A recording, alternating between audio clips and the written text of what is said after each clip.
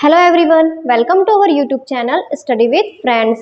Geography की एक class आप लोगों के लिए मैं प्रोवाइड करा चुकी हूँ, जिसमें आप लोगों को मैंने बताया है 28 राज्य और 8 केंद्र शासित प्रदेश। ठीक है, जिन्होंने भी ये क्लासेस नहीं देखी है जाकर के एक बार देख लीजिएगा।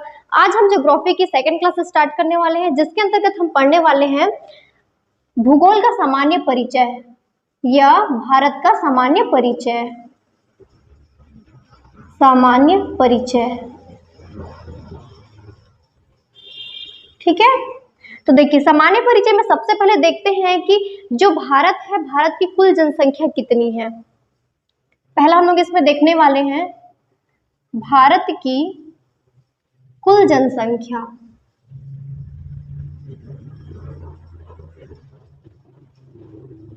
भारत की कुल जनसंख्या है 121 करोड़, या इसी को बोल सकते हैं 1 अरब 21 करोड़। ठीक है, भारत की कुल जनसंख्या 1 अरब 21 करोड़। इसके बाद दूसरा इसका पॉइंट देखते हैं, क्षेत्रफल कितना है। भारत का कुल क्षेत्रफल है 32,87,263 किलोमीटर स्क्वायर या वर्ग किलोमीटर। ठीक है, इसी फॉर्मेट में याद रखिएगा, 32,87,263 किलोमीटर स्क्वायर। ठीक है, इसके बाद तीसरा देखते हैं कि भारत की स्थिति। भारत की स्थिति, तो भारत की स्थिति देखने के लिए सबसे पहले आप ग्लोब में आ जाइए। देखिए, ये जो है ये ग्लोब है। ठीक है, इस ग्लोब को दोनों साइड से जो सेंटर जो बीच है, ये है ना, बीच से जो रेखा अगर बांट रही है, ये ऊपर से नीचे वाली रेखा और ये आपका पश्चिम से पूर्व वाली रेखा। ठीक है, तो जो उत्तर से दक्षिण वाली जो रेखा इसको जो सेंटर से बांटती है, इसको बोला जाएगा आपका जीएमटी। ठीक है, और जो सेंटर से जो रेखा जो बांट रही है, ये वाली रेखा जो पश्चिम से पूर्व की ओर, इसको बोला जाता है 0 डिग्री। ठीक है, मतलब यहाँ पे जो रेखा है ये 0 डिग्री पे स्थित रहती है। जीएमटी का फुल फॉर्म होता है ग्रीनविच मीन टाइम। ठीक है, ग्रीनविच रेखा या ग्रीनविच मीन टाइम। ये जो 0 डिग्री जो रेखा है, देखिएगा, जो ऊपर से नीचे की ओर जो रेखा आती है, इसको देशांतर रेखा बोला जाता है, और जो पश्चिम से पूर्व की ओर या चाहे पूर्व से पश्चिम की ओर, ठीक है, जो समांतर क्रम में जो रेखा रहती है, इसे बोला जाता है आपका अक्षांश रेखा। क्लियर है, ये वाली अक्षांश रेखा कहलाएगी, और ऊपर से नीचे वाली जो रेखा है ये देशांतर रेखा कहलाएगी। तो जो देशांतर रेखा होता है, जो ग्लोब को सेंटर से जो दो भाग में बांटता है, ये जीएमटी कहलाता है, ग्रीनविच मीन टाइम कहलाता है। और जो अक्षांशीय रेखा जो सेंटर से दो भाग में बांटती है, ये इसको 0 डिग्री रेखा बोला जाता है, 0 डिग्री पे स्थित रहती है, या इसी को बोला जाता है आपका भूमध्य रेखा। भूमध्य रेखा, या इसका एक और नाम है, इसी को बोला जाता है विषुवत रेखा। विषुवत रेखा, ठीक है, क्लियर है। ये 0 डिग्री रेखा उसी को बोला जाता है, इसी को भूमध्य रेखा बोला जाता है, और इसी को विषुवत रेखा बोला जाता है। ठीक है, अब ये जो भूमध्य रेखा है, इससे अगर 23.5 डिग्री हम ऊपर की ओर जाएंगे, ये देखिए 23.5 डिग्री या 23.5 डिग्री, ठीक है, ऊपर की ओर जाना है, और सेम डिस्टेंस 23.5 डिग्री कहाँ आना है आपको, नीचे की ओर आना है। ये देखिए 23.5 डिग्री नीचे की ओर आ गया। ठीक है, तो ये जो ऊपर की जो भूमध्य रेखा से 23.5 डिग्री जो ऊपर की ओर रेखा गई है, इस रेखा को बोला जाता है कर्क रेखा। ये कर्क रेखा है। और सेम थिंग, भूमध्य रेखा से 23.5 डिग्री जो नीचे की ओर जो रेखा आई है, इस रेखा को बोला जाता है आपका मकर रेखा। मकर रेखा, ठीक है, क्लियर है इतनी चीजें। अब देखिएगा, यहाँ पे हमको क्या करना है, भारत की स्थिति देखना है। तो अगर भारत की स्थिति ग्लोब में देखा जाएगा, ये जो ग्लोब है ये 2 पार्ट में बट गया। आप देखिए, ये जो सेंटर से 2 पार्ट में बट गया, तो ऊपर वाला जो पार्ट है इसको क्या बोला जाता है, ऊपर वाले पार्ट मतलब उत्तर का एरिया, इसीलिए इसको बोला जाता है उत्तरी अक्षांश, सॉरी आपका उत्तरी गोलार्ध।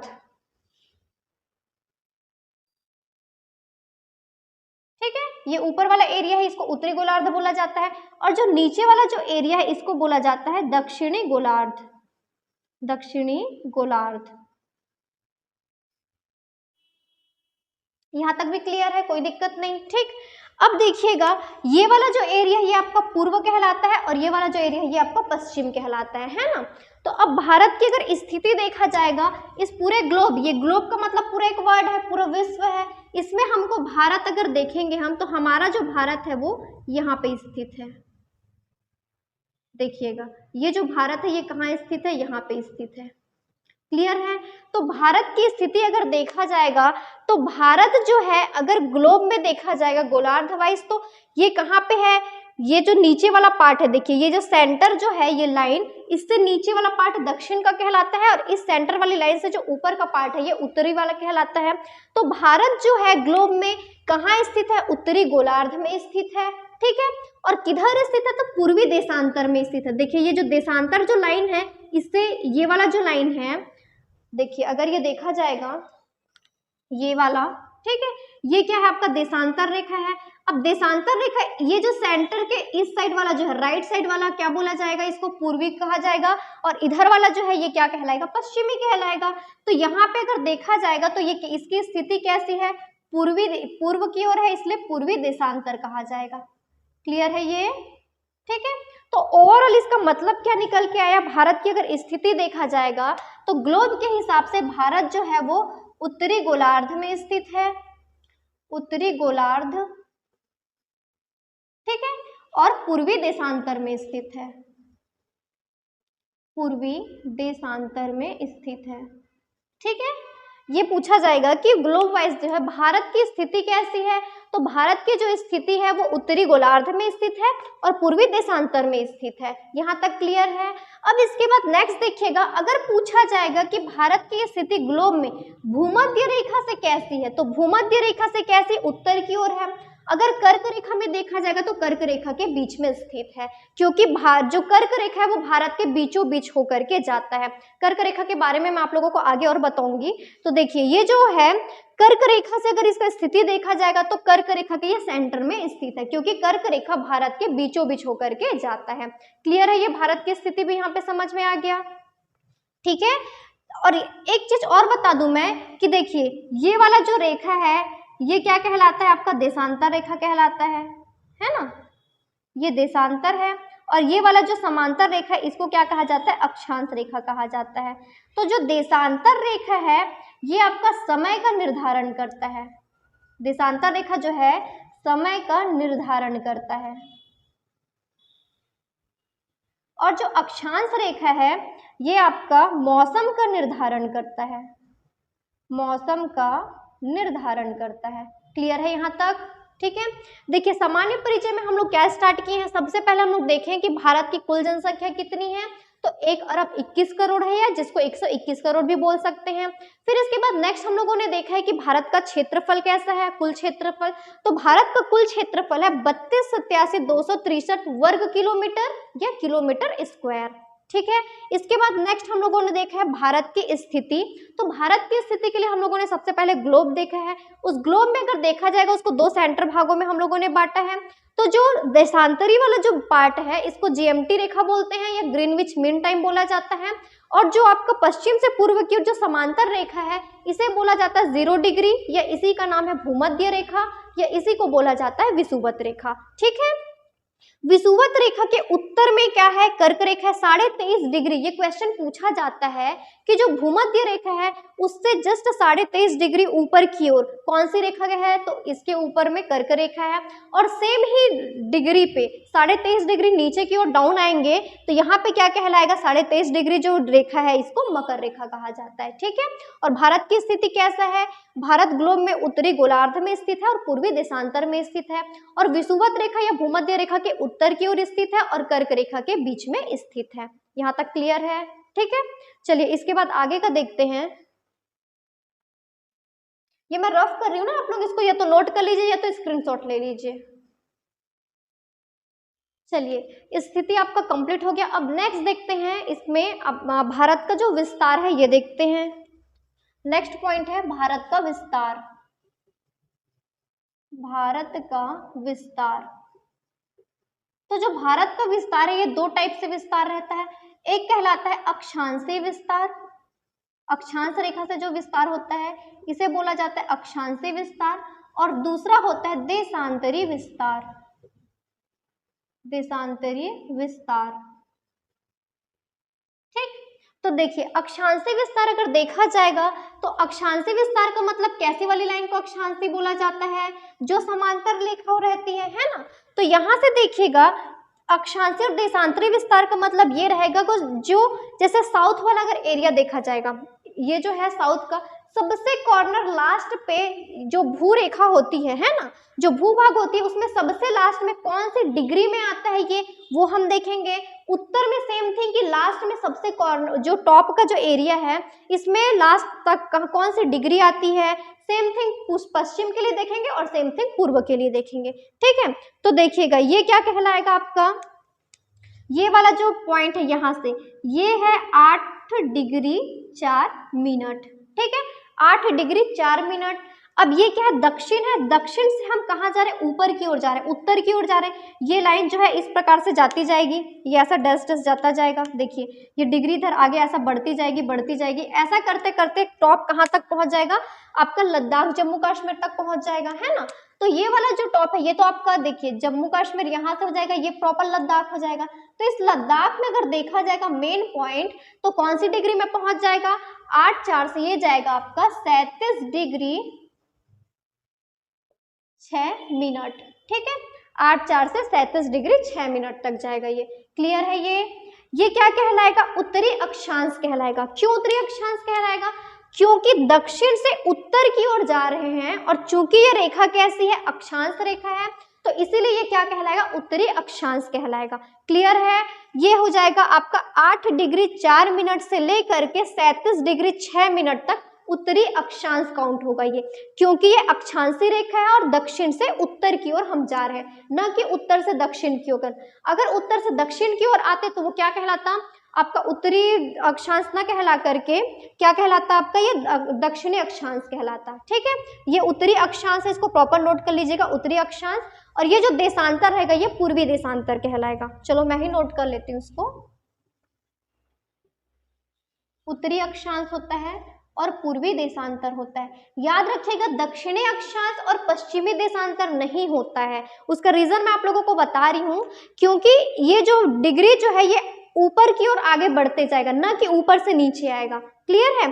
तो ऊपर नीचे से ऊपर की ओर जा रहा है, मतलब दक्षिण से उत्तर की ओर जा रहा है, इसीलिए उत्तरी अक्षांश कहलाएगा। सेम थिंग इधर देखा जाएगा,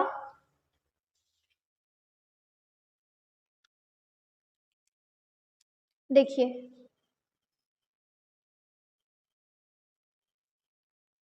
ये वाला हो जाएगा आपका,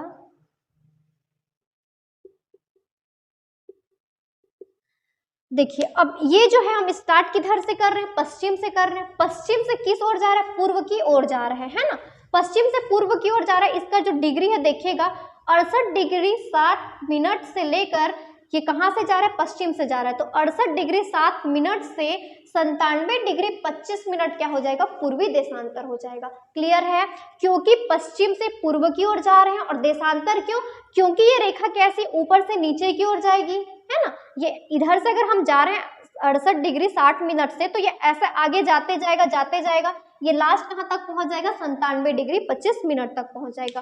क्लियर है। ये तो अक्षांशीय और देशांतरी विस्तार आप लोगों को समझ में आया। यहाँ पे नोट कर लीजिएगा, अक्षांशीय विस्तार जो है कितना है, 8 डिग्री 4 मिनट उत्तरी अक्षांश से लेकर के कहाँ तक जाएगा, ये आपका 37 डिग्री 6 मिनट तक। क्लियर है।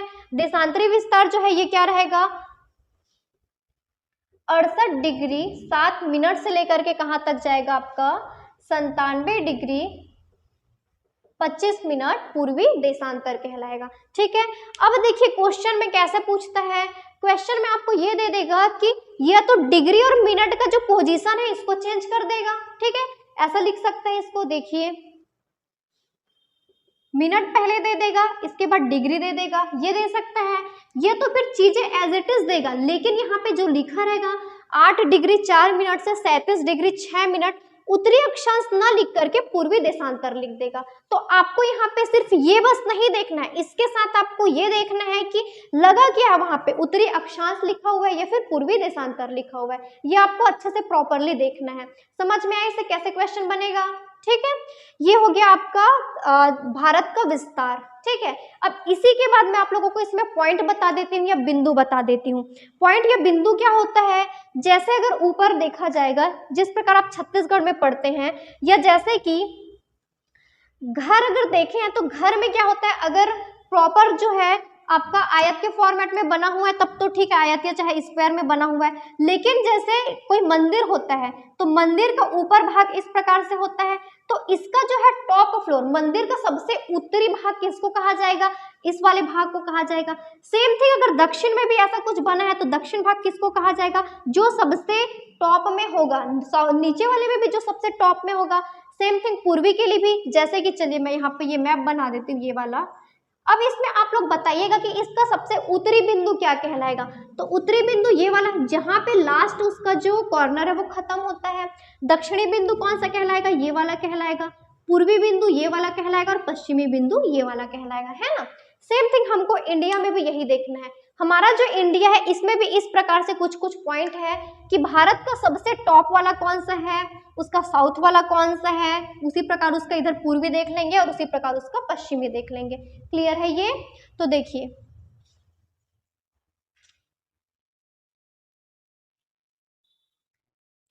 अगर देखा जाएगा तो इसका सबसे जो ऊपर वाला जो भाग होता है ये कहलाता है। आप इस मैप में ऐसा ध्यान मत दीजिएगा ना कि ये सबसे ऊपर दिख रहा है, ये तो मेरा बनाया हुआ मैप है, पर आप रियल वाला मैप देखेंगे तो उसमें सबसे ऊंचाई पे आपको यहाँ पास एक बिंदु मिलेगा। ये जो बिंदु है ये सबसे क्या कहलाएगा, उत्तरी बिंदु कहलाएगा, उत्तरी बिंदु। ये जो उत्तरी बिंदु है इसका नाम है इंदिरा कॉल, उत्तरी बिंदु का नाम है इंदिरा कॉल। क्लियर है? ये उत्तरी बिंदु को बोला जाता है इंदिरा कॉल। अब यहाँ पे देखा जाएगा सबसे दक्षिणी बिंदु, और ये उत्तरी बिंदु स्थित कहाँ है, तो ये स्थित है लद्दाख में। मैप देखें सबके सब, मैप वाला आप लोगों को, इसीलिए सबसे पहले मैं आप लोगों को मैप क्लियर कराई हूँ, क्योंकि अगर आपको मैप क्लियर है तो आपको कहीं से भी कुछ भी दे देगा, आप प्लेस समझ जाएंगे, है ना। तो जब मैं आप लोगों को मैप में बताई हूँ तो बताई हूँ कि इतना जो दूर का जो पार्ट है ये तो जम्मू कश्मीर हो जाता है, ये वाला जो पार्ट है ये जम्मू कश्मीर, तो बाकी ये पूरा किस में आ जाता है, लद्दाख में आ जाता है। तो जो भारत का जो उत्तरी बिंदु है जिसका नाम है इंदिरा कॉल, ये कहाँ स्थित है, लद्दाख में स्थित है। क्लियर है? इसके बाद नेक्स्ट देखते हैं दक्षिणी बिंदु। ये जो भारत का अगर दक्षिणी बिंदु देखा जाएगा तो जब आप लोग मैप देखे हैं तो यहाँ पे ये वाला पार्ट केरल का इतना अलग निकल जाता है, फिर जो नीचे साउथ का आता है ये किसका रहता है, तमिलनाडु का रहता है। मतलब भारत में अगर देखा जाएगा सबसे साउथ में क्या स्थित है, कौन सा स्टेट है, तो तमिलनाडु स्थित है। और तमिलनाडु में भी अगर देखा जाएगा कौन सा स्थान, कन्याकुमारी। तो भारत का अगर दक्षिणी बिंदु देखा जाएगा तो ये कहलाएगा कन्याकुमारी। ठीक है, और ये कैसा वाला दक्षिणी बिंदु है, भूभाग का दक्षिणी बिंदु है। बताऊंगी मैं आगे कि भूभाग क्या होता है। ठीक है, हो गया दोनों बिंदु। सबसे पहला उत्तरी बिंदु हो गया, उसके बाद दूसरा दक्षिणी बिंदु हो गया। दक्षिणी बिंदु का नाम है कन्याकुमारी, और ये क्या है, भारत के भूभाग का दक्षिणी बिंदु कहलाता है। ठीक है, इसके बाद नेक्स्ट देखते हैं आपका पूर्वी बिंदु। ये जो पूर्वी बिंदु है ये स्थित है अरुणाचल प्रदेश में। मैं यहाँ पे लिख दे रही हूँ अरुणाचल प्रदेश, ये पूर्वी बिंदु है और इसका नाम है किबिथु। किबिथु पूर्वी बिंदु का नाम क्या है, किबिथु है। इसके बाद नेक्स्ट है पश्चिमी बिंदु। ये जो पश्चिमी बिंदु है ये यहाँ पास स्थित है गुजरात में, और गुजरात में और अंदर जाएगा तो कच्छ नाम का एक जिला है यहाँ स्थित है। ठीक है, इसका नाम है गौर माता। गौर माता पश्चिमी बिंदु का नाम क्या है, गौर माता, जो कि स्थित कहाँ है, गुजरात में स्थित है। ये आपका तमिलनाडु में स्थित है और ये आपका लद्दाख में स्थित है।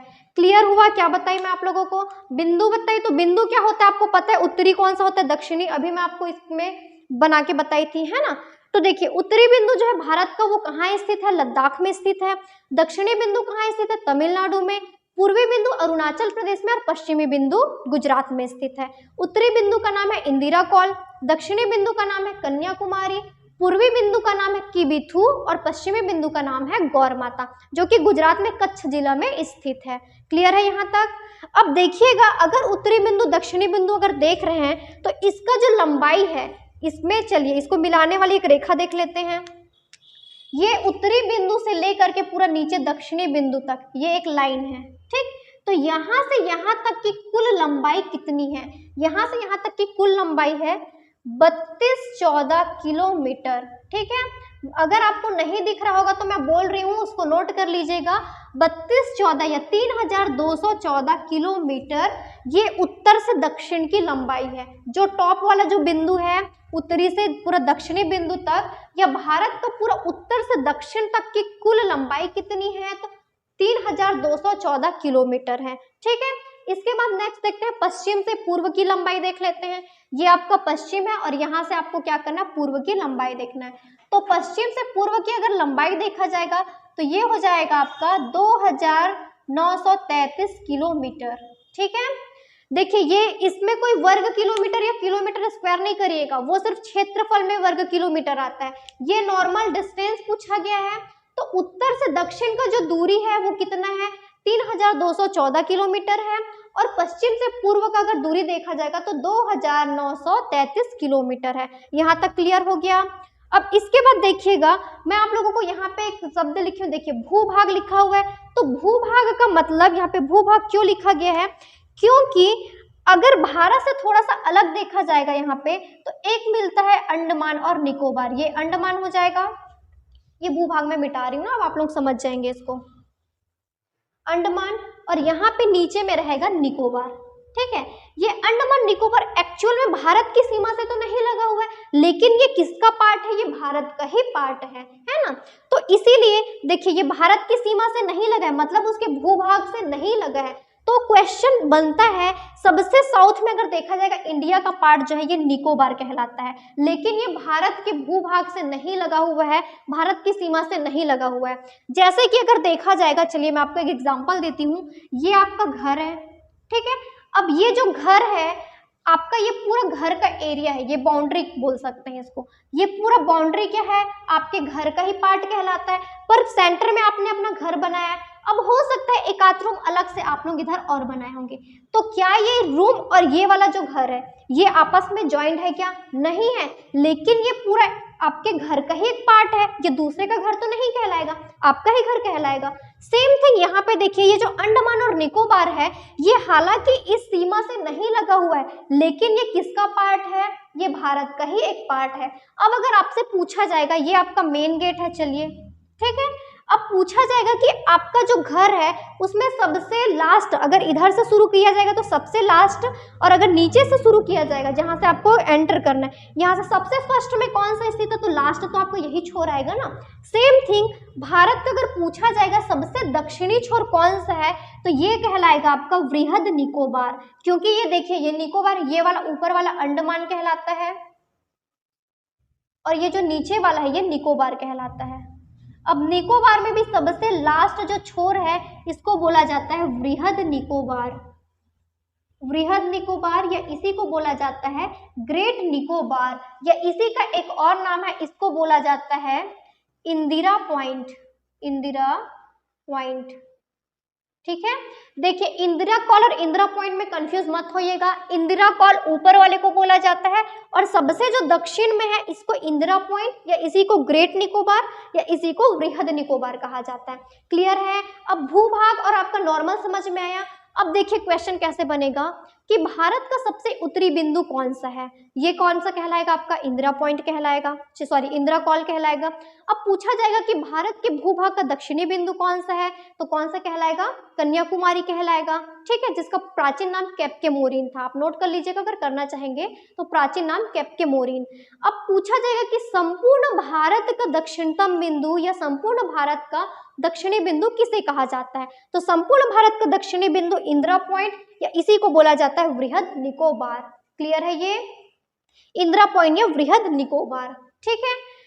आपको सारी चीजें समझ में आ गई। अभी क्या चल रहा है, भारत का सामान्य परिचय चल रहा है, जिसके अंतर्गत मैं आप लोगों को उसमें जो भारत की कुल जनसंख्या वो बताई हूँ, फिर उसका क्षेत्रफल बताई हूँ, फिर देखा जाएगा तो भारत का मैंने आप लोगों को विस्तार बताया है, विस्तार या उसकी स्थिति बताई है, ठीक है, ग्लोब के हिसाब से किस प्रकार का है। इसके बाद मैं आप लोगों को क्या बताई हूँ, उत्तरी बिंदु, दक्षिणी बिंदु, दक्षिणतम बिंदु, पूर्वी बिंदु और पश्चिमी बिंदु। फिर इसकी लंबाई देखिए, हम लोग उत्तर से दक्षिण की कुल लंबाई है 3214 किलोमीटर और पश्चिम से पूर्व की लंबाई है 2933 किलोमीटर। यहाँ तक का समझ में आया, ठीक है। इसको अच्छे से नोट डाउन कर लीजिएगा, आप प्रॉपर नोट्स बनाते हुए चलिएगा, और कोई दिक्कत है, कोई डाउट है तो एक बार फिर से पूछ सकते हैं। तो आज की क्लास में इतना ही।